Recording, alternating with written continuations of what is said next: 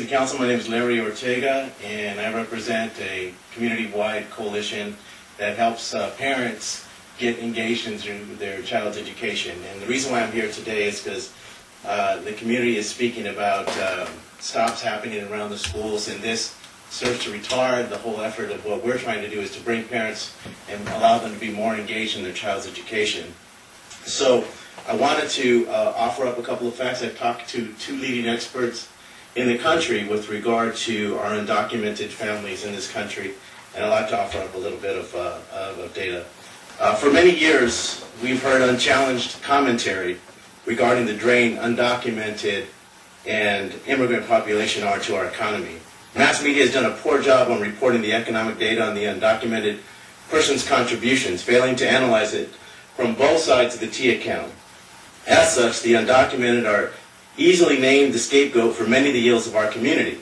This action of blame has spilled over into hate and prejudice, which creates great divides in our communities, where the order of the day should be and must be unity and compromise. We must educate the public on the economic imperative to immigration reform, providing the change agents to thinking from a global economic strategy.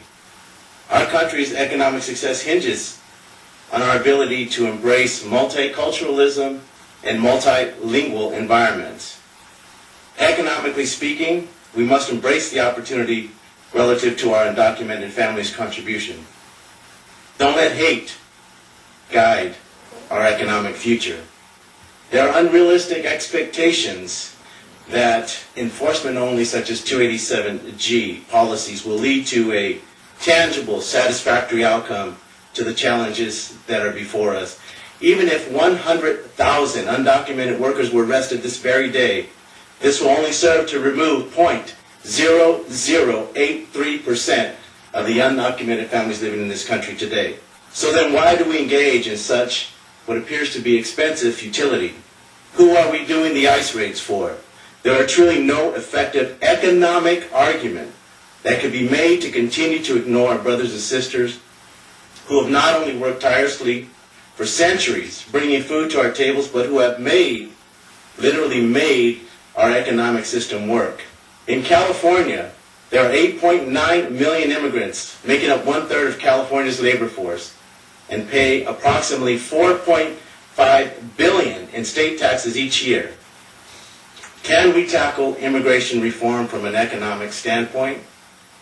There was a Republican congressman commenting on Sunday's shows last week that says that he was speaking about health care reform, but he expressed a concern about, quote, selling our kids and grandkids down the river. And what that meant to me is that careful consideration needs to be paid to the economic impact of proposals such as 287G and others similar to it.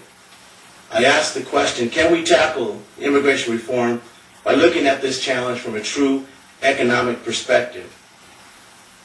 It certainly turns the problem of immigration reform on its head, begging the question, are we a better country, economically speaking, by spending $206 billion over the next 5 years to extricate our undocumented families and eliminate an over $30 billion annual contribution to our Social Security system? So let me repeat that. It's going to cost $206 billion to effectively remove 12 million plus undocumented persons from this country. Is that the cost that we're willing to pay to remove a $30 billion contribution to our Social Security system? 1 minute. Or do we attempt to sustain the success our country has been able to enjoy by embracing our relationship with our undocumented families? The headlines are clear. I've talked to two leading experts across the country.